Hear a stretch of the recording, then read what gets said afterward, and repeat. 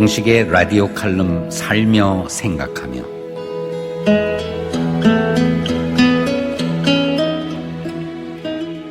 청취자 여러분 안녕하십니까? 오늘은 누구나 다 겪으면서도 때로는 지나쳐버리기 쉬운 우울증에 관한 이야기를 하려고 합니다. 세상을 살아가면서 닥쳐오는 여러 가지 일들이 나를 우울케 하기도 하고, 혼자 있을 때 가만히 나 자신을 돌아보며 생각하다 보면 공연히 쓸쓸하고 우울해지기도 합니다. 그러한 현상이 보다 작거나 심할 경우를 아마 우울증 증세라고 하는가 보다고 그렇게 나는 생각합니다. 그러니까 어디까지가 병증이고 또 어디까지가 정상인가에 대한 한계를 규정짓기가 매우 힘든 것이 바로 우울증이라고 봅니다. 겉보기엔 멀쩡하여도 속에서는 뭔가가 계속 지속되어 가고 있을 경우엔 그 증세를 병적인 증세로 판단하기가 쉽지 않다는 것이죠.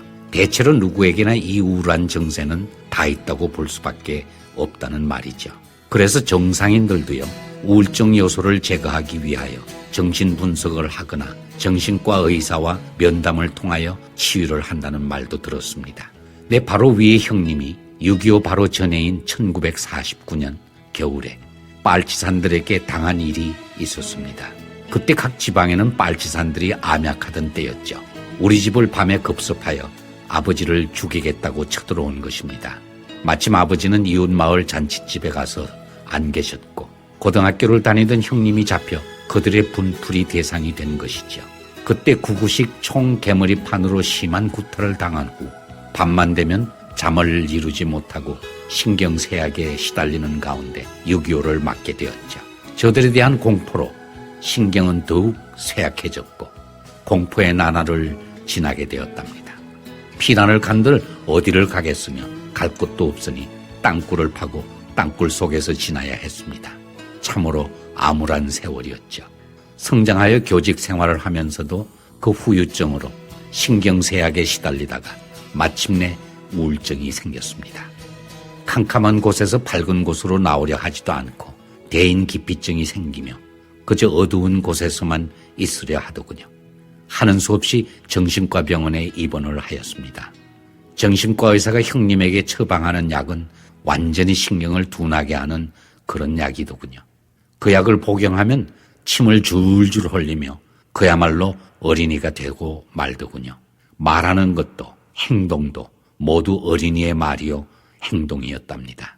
한국생물학계의 태도라 하던 그는 지금 어린아이가 되어 있단 말이죠. 입원 치료 3개월 후 퇴원하여 집에서 요양을 하게 되었습니다. 그 정신과 의사들이 집으로 와 형님과 몇 시간씩 함께 있으면서 여러 가지 이야기를 나누곤 하였습니다. 그것이 바로 치료 과정이라는 것입니다. 그렇게 하기를 8개월이 지나서야 겨우 다시 강단에 서게 되었죠. 나는 형님의 그 고생하는 모습을 보면서 과연 어디까지가 정상 상태이고 또 어디까지가 비정상 상태인가를 생각하였답니다. 입원하기 전 평소에 그 형님은 소심하고 세심한 면이 가끔 보이긴 했습니다.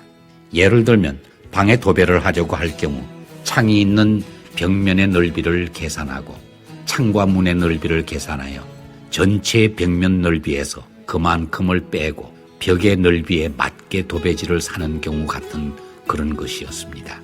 즉 보통 사람들이 하지 않는 것을 생각하고 그를 행동으로 옮긴단 말입니다. 그러나 난 치밀성이라고만 생각했지 그게 다 우울증에서 비롯된 것이라는 것은 상상도 안 한 것이죠. 그렇다면 정상인이라 할지라도 한 번쯤은 정신과 의사의 진단을 받아볼 필요가 있다는 것입니다. 자, 그럼 오늘도 좋은 하루 되십시오.